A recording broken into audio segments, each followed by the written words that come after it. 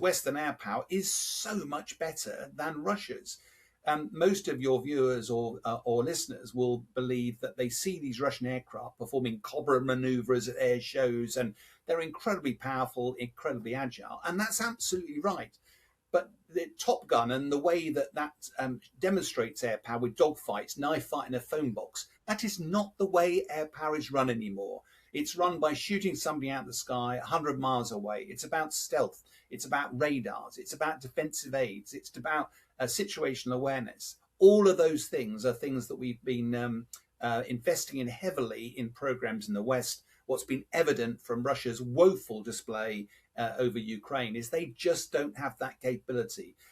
Hello and welcome to Frontline with me, Philip Ingram. Now, today we're having a look at the air war in Ukraine and how it's developed over the last year. And we couldn't have anyone better to sit down and talk air tactics than Sean Bell, an old friend of the show. And Sean knows more about air than many because he was a fighter pilot, but a Harrier pilot. And that's a special race that sits above the rest of the fighter pilots. I only say that because I got the chance to fly in a Harrier T-10 at one stage. So I'm biased slightly. But a former Air Vice Marshal and now a military analyst, co-founder of the Red Matrix Productions and High Ground podcasts, and you're an ambassador for the RAF Association. Sean, welcome back to Frontline. Now, getting into the air war, the Russians, with on paper a huge air force, haven't actually managed to achieve air superiority.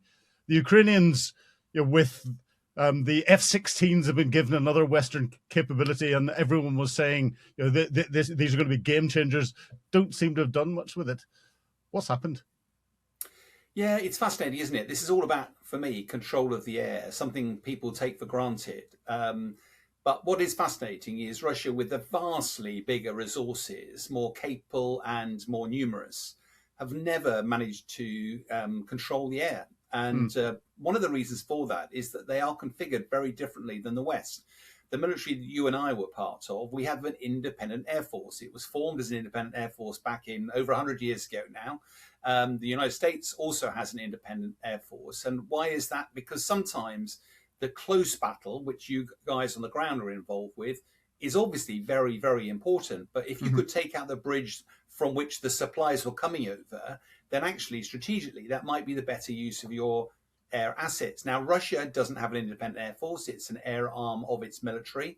And likewise for Ukraine, they tend to use air as more airborne artillery than using it in any sort of more strategic sense. And I think what we've been seeing in Ukraine is that if you can't control the air, then you get attacked from the air as well as the land, and occasionally in this conflict from the maritime environment. And that drags you into this grueling war of attrition, which is what we're seeing for both sides. And I think the profound lesson for us, particularly in an island nation, is if we don't want to get dragged into one of these wars of attrition, if we want to avoid conscription, if we want to avoid our husbands, our children, our fathers getting dragged into a land army of size in order to get dragged into these sort of fights, then I think that would be a huge mistake. And I think that control of the air, which when Israel was taking on Iran, Israel rolled back the air defenses, took control of the air, flew F-35 fighter jets over the capital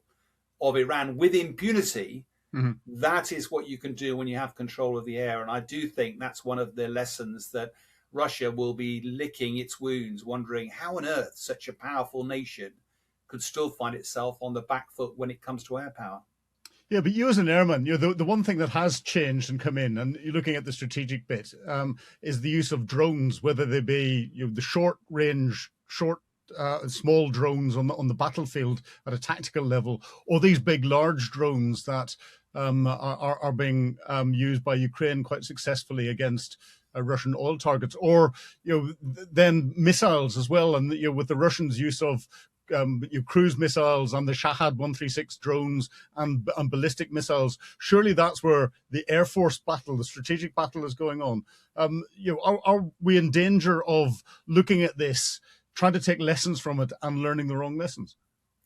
Well, it's a fascinating one, isn't it? I mean, over the last year, as we look back, Russia has now made clear it wants to try to fire 1,000 drones a day into Ukraine. And that's created all sorts of problems, not least of which because how do you defend yourself? The West has some very, very high-tech weapons that cost literally 100 times more than the drone does.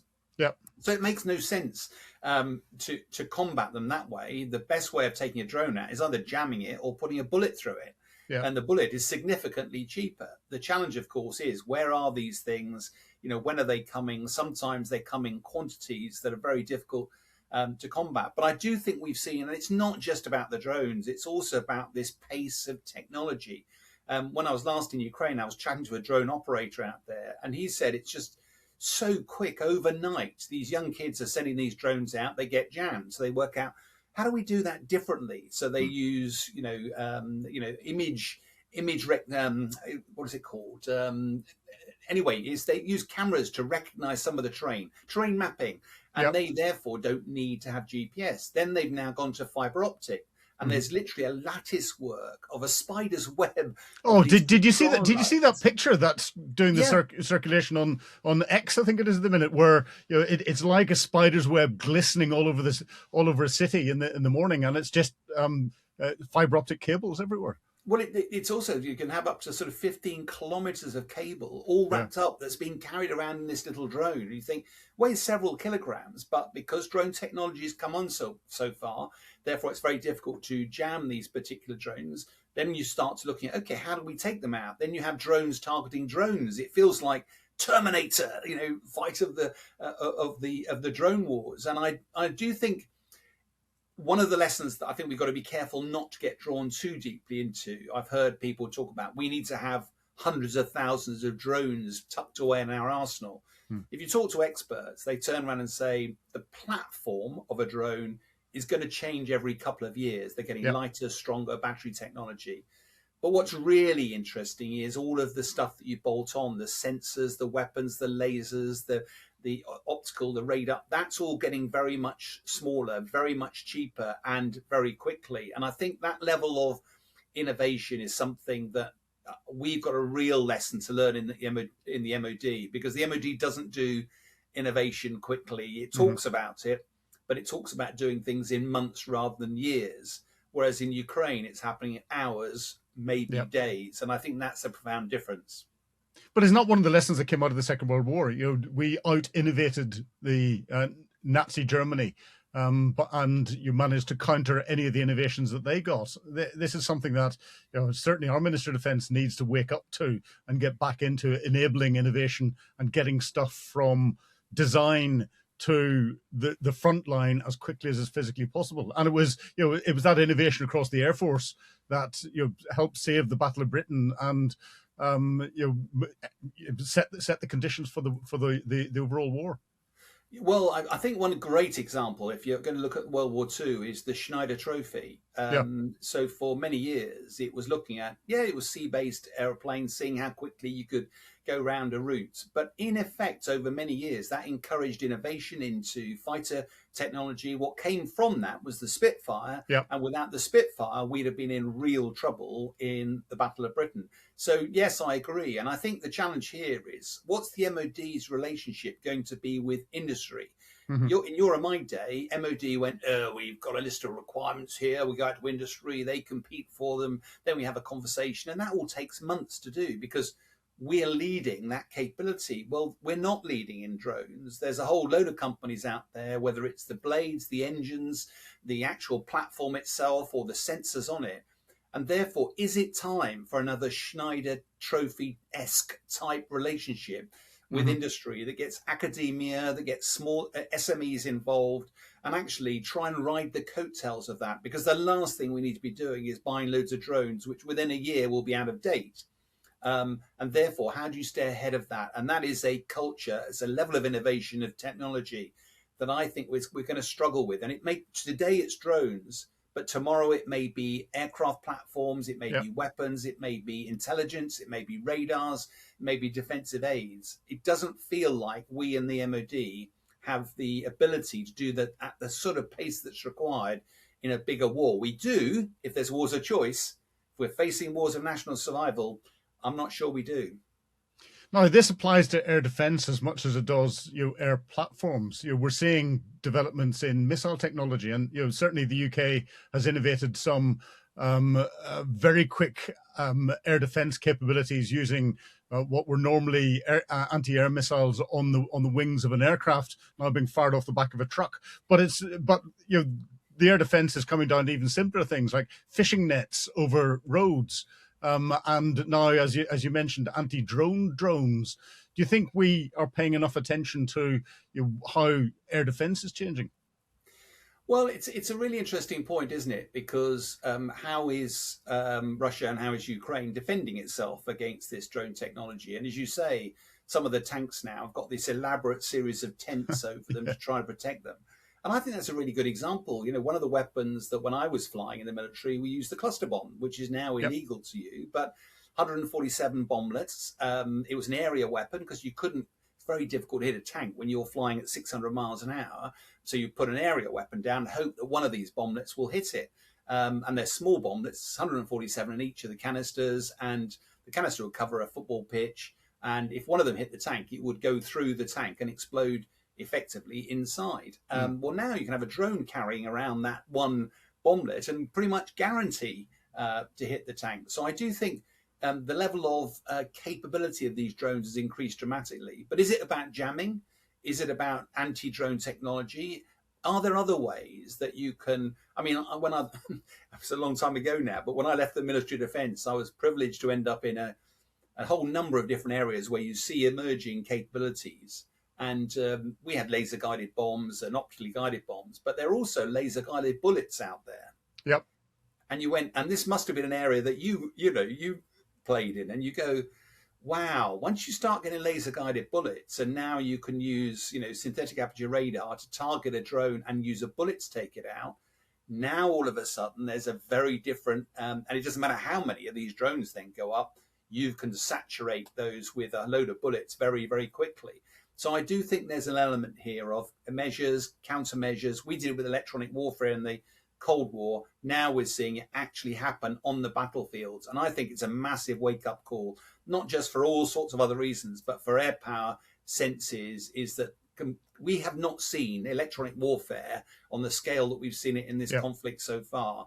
And really, that's a ball we've dropped. How are we going to get ourselves back ahead of the game again? Because technology, frankly, has been a asymmetric advantage when it comes to air power particularly. Yeah, well, the Russians are learning huge lessons out of this. And of course, then those that they're allied with, in particular, China's learning huge lessons from this. And we saw a very impressive Chinese display at one of their recent parades where they had Vladimir Putin there. And China is supporting Russia very closely. Do you think, from an air perspective, they're beta testing capability on the battlefield, and is it something that we should be worried about? Well, I'm sure they are testing, but there's lots of, I think, more strategic intents around China's involvement and the like. I think even to the point where I was at a meeting the other day with some of my Air Force colleagues, and they're even thinking about using their Chinese electric cars. I'm wondering whether they're safe to go onto an airbase, because nobody really understands how they're communicating, what they're sensing, and the like. And all of a sudden, if you're talking to them again, I'll give them a tip. No, they're not safe. Well, yeah, I mean, but then you start looking at your own lives. I was looking at today. You've got cameras. I've got various technology around the house, and you go, oh, you get paranoid about all this stuff. But I think I'm less convinced. I think there's still a real place for air power. I mean, one of the things you touched upon earlier was, the F-16s, what's happening with those. I think the one thing that I chuckled about when the F-16 was first being mooted was, even if you put 100 of these on Zelensky's front lawn, he wouldn't know what to do with them. Yeah. You've got to have the pilots. To get the pilots, they need to be trained on it. So they took some frontline pilots from their fulcrums and the like, took them away for a few months, who's flying the fulcrums, and then put them into an F-16 and sent them back into battle. And people sort of think that, they'll be Jedis of the air after a few months training. It doesn't work like that. For most of our pilots, when they come out of the training school, they get combat ready on the front line. They're like a 17-year-old who's just passed their driving test. Yes, technically they're combat capable, but they're useless. They take 3 years of experience and training. Those F-16s are incredibly capable platforms, but it's how they're used. It's not just what they are. Yeah, it's the difference between operating them and fighting them, I think. No, well, exactly. And also making sure they have the right weapons and make sure the doctrine is used the right way. When I was last out, I ended up speaking to 2 of the F-16 pilots. They were tearing their hair out with frustration because they were still being used in the Soviet model of how air power is being used. Yeah. And they said, you've got one of the most capable platforms in the world. And the other frustration was they said, we're not getting the weapons from the UK or from Europe or from America. And what we want to be able to do is bolt our own things onto the aircraft. Now, if you're back in this country, health, safety, test and evaluation, safety cases, that can often take a lot longer than actually developing a weapon. For Ukraine, they don't care. They want to bolt this stuff on, find out if it works on the front line. If it does, great. And I think that's the dichotomy at the moment, that the Lockheed Martin, who make the F-16, they're worried about their credibility and the warranty if people just start bolting stuff onto it. Ukraine are going, we just need to see what the wiring loom does. Can we make this wire join on this pylon to this weapon? Can we fire it and see if it works? And you gave example earlier of some of these weapons being fired from trucks. It's amazing what a war will drive you to, but you have a very different approach to safety and security. So you've flown one of the most complex fighter aircraft in the world.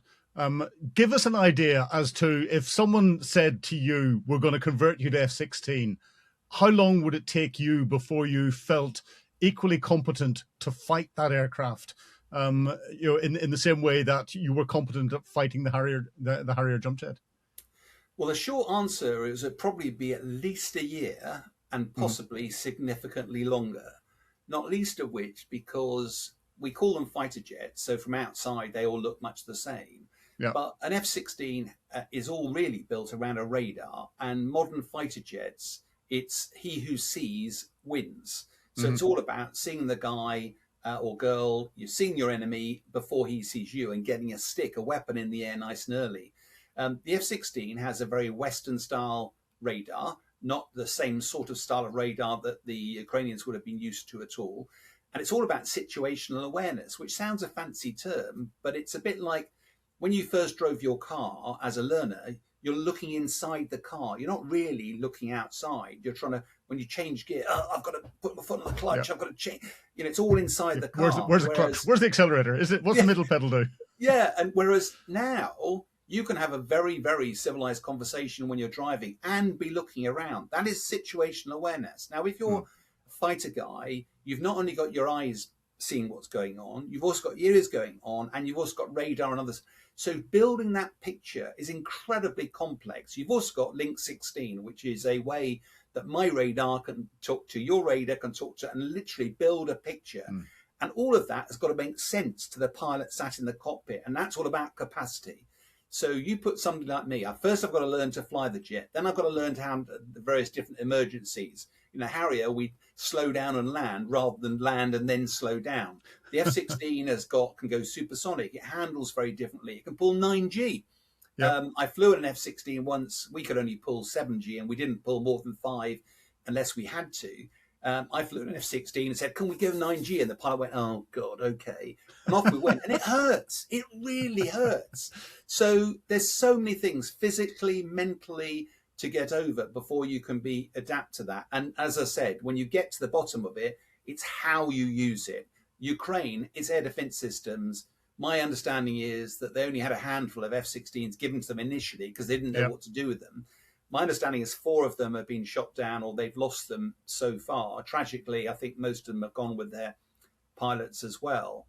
And the problem is sometimes you shoot your own aircraft down because the air defense systems of Ukraine are probably going to shoot and ask questions later. And that's one of the tragedies of rushing this stuff into the country. I do think, F-16s is a great addition. There's talks about the Rafale potentially going in as well, but I'm not sure that's the answer. What you actually need is a much more coordinated air capability and make sure that it's integrated with your land systems, and then using it in the Western way of war, not as airborne artillery for your troops.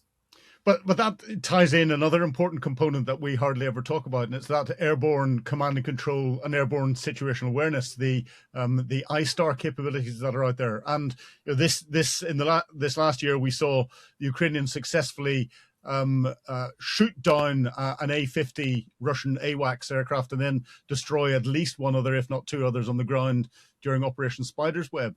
Do you think the F-16s coming into Ukraine, without that airborne command and control capability, and then tying in the ground command and control capability and getting that level of training with it as well, do you think that is causing the Ukrainians to miss a trick with Western aircraft coming in?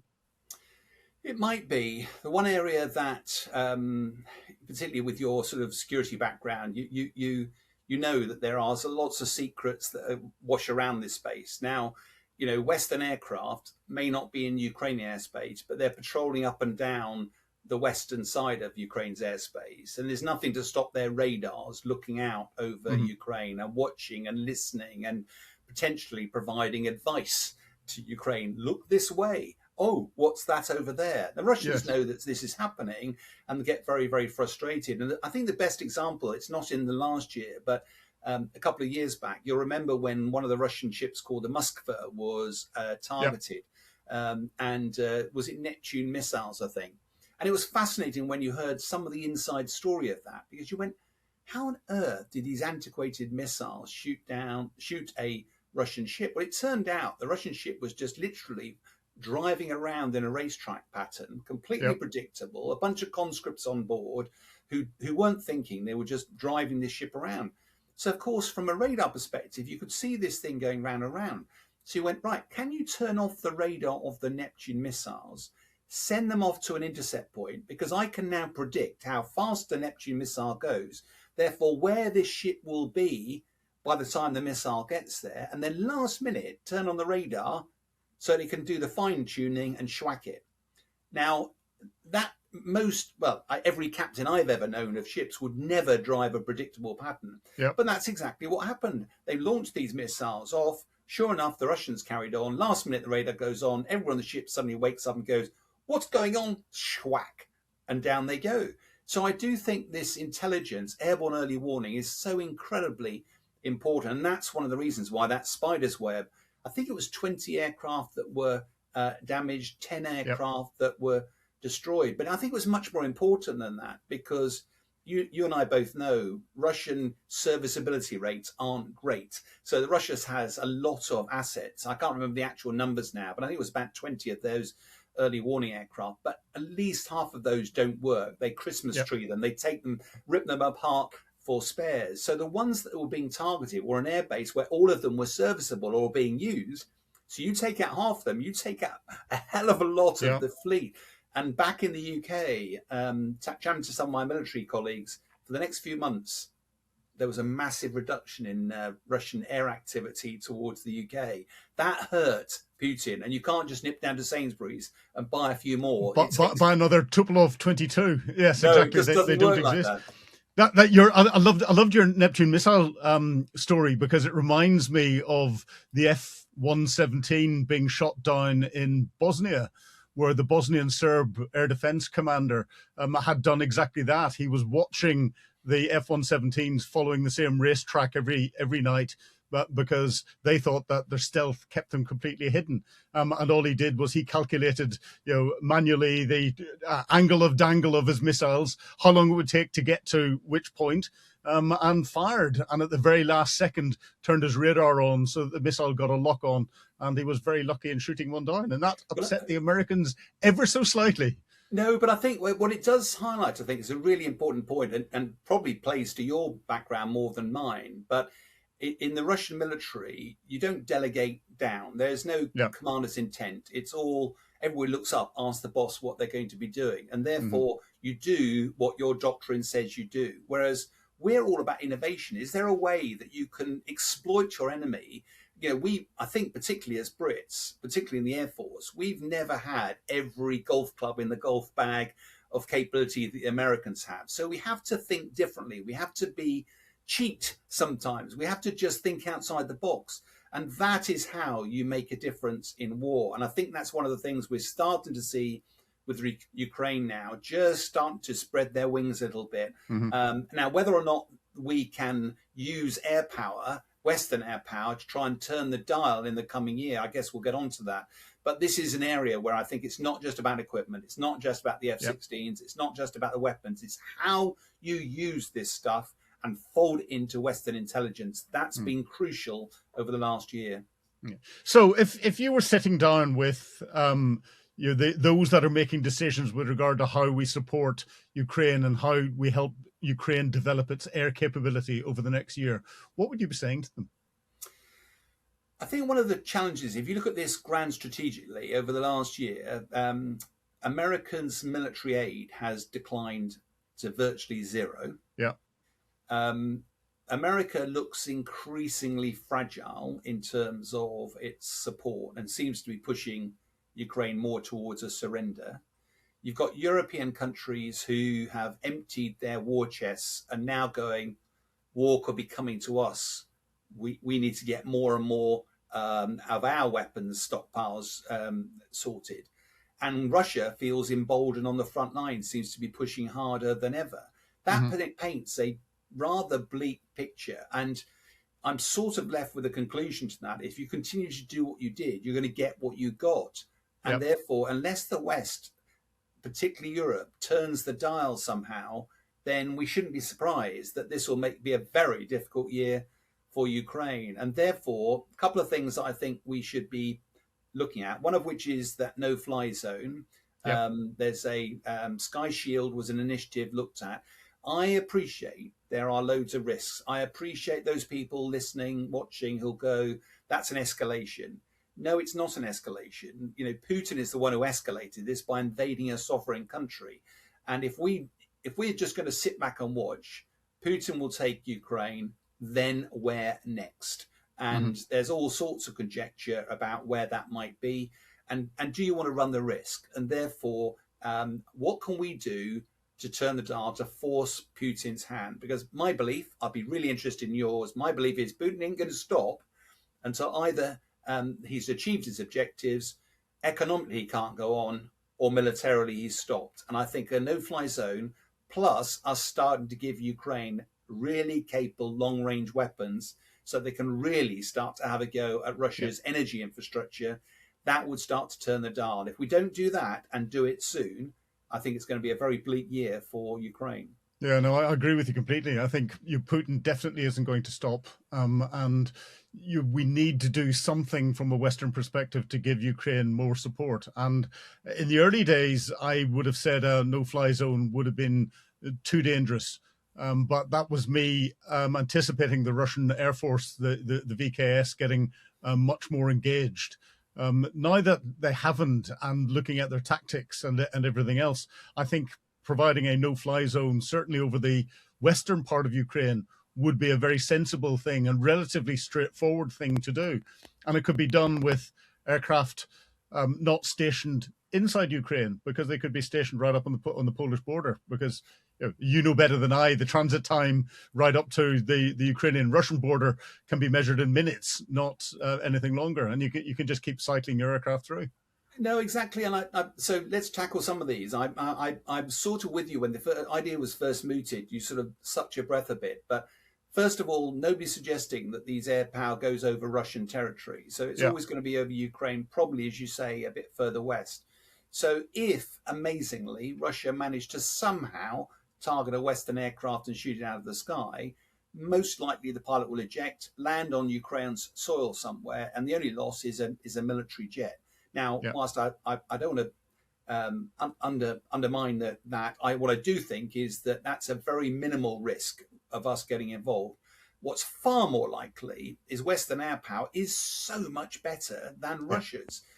Most of your viewers or listeners will believe that they see these Russian aircraft performing cobra maneuvers at air shows, and they're incredibly powerful, incredibly agile. And that's absolutely right. But the Top Gun and the way that demonstrates air power with dogfights, knife fight in a phone box, that is not the way air power is run anymore. It's run by shooting somebody out of the sky 100 miles away. It's about stealth. It's about radars. It's about defensive aids. It's about situational awareness. All of those things are things that we've been investing in heavily in programs in the West. What's been evident from Russia's woeful display over Ukraine is they just don't have that capability. And therefore, I think they'd be far more intimidated by the West getting involved in air power than they would through any other means. And I think also, I mean, the one tangent of this, drawing some of this together, is when Russia's thrown some drones into Romania, some into Poland. What did we do? Yes. Nothing. 3 jets go into Estonian airspace. What do we do? Absolutely nothing. Nothing.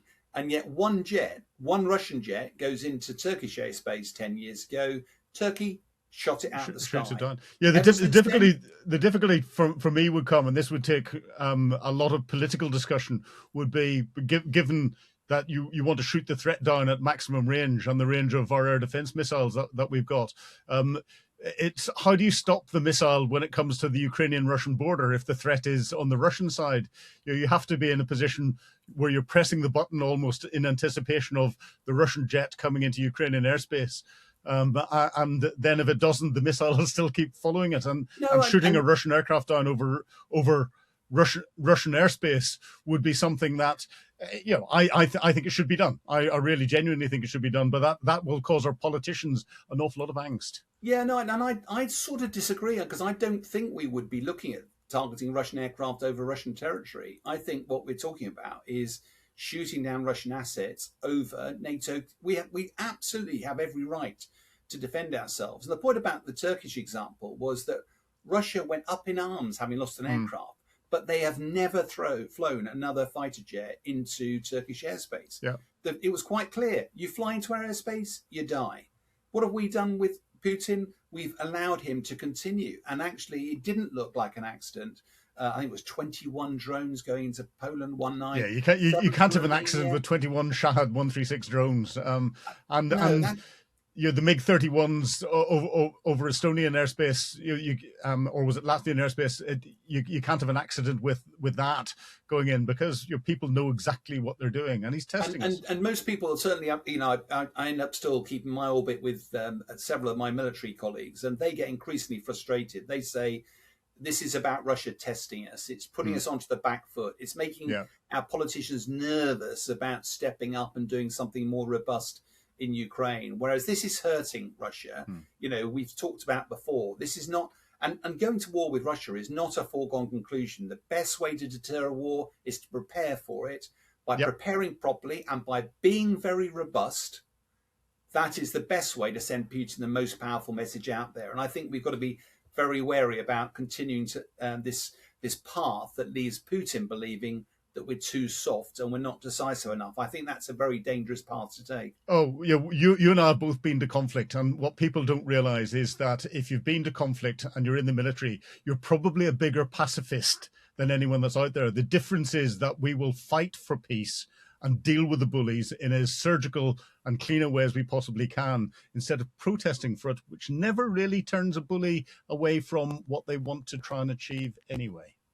I think one of the challenges, I think, is that when did you join the military? Was it Cold War time or just after? Cold War, 84. Yeah, so you and I have some experience of what it means to be a deterrence, not the big D, but a small d, but standing your place on the wall, as Jack Nicholson said in A Few Good Men. And it's about being that deterrence value and being robust politically and militarily. And I think one of the things we've lost in 35 years of ever since the Cold War is that understanding. And I think when you look at capability gaps what are the lessons that we should draw from Ukraine for ourselves? One of which is our own vulnerability. We've been focused on wars of choice in Iraq, in Afghanistan, with adversaries, frankly, that weren't that capable. Now, all of a sudden, there is a war raging on the European continent. This has happened in the past, and it didn't go well. So how do we prepare ourselves better for that, particularly in the air space? When World War II, when Hitler was wanting to invade the UK, Operation Sea Lion, the one thing that was stopping him was control of the air. He knew he had to defeat the Royal Air Force. At that time, we had nearly 400 squadrons. We had nearly 100 involved in the Battle of Britain, and even that wasn't enough. Mm-hmm. Luckily, that fateful day, the Germans managed to be defeated in the air. Hitler turned his attention onto London, and the rest, as they say, is history. It's history. If you look at the number of fighter squadrons today, less than 10. We've got ourselves in a situation. They're vastly more capable, of course they are, but quantity sometimes has a quality all of its own, and there are a lot of capability gaps that we currently have now after 35 years of spending that peace dividend. There's a wake-up call there now, and we're going to have to make some difficult choices as a nation. Well, Sean, on that note and difficult choices, thank you very much indeed for talking to me today on Time to Radio Frontline. Always a pleasure, Philip. You've been watching Time to Radio Frontline with me, Philip Ingram. Now, if you want more on the war in Ukraine, please subscribe to our YouTube channel and sign up for membership to get you exclusive content and allow you to ask questions back to me. And remember, Frontline is also available in podcast form. You can listen to us wherever you get your podcasts. Just search for Time to Radio Frontline.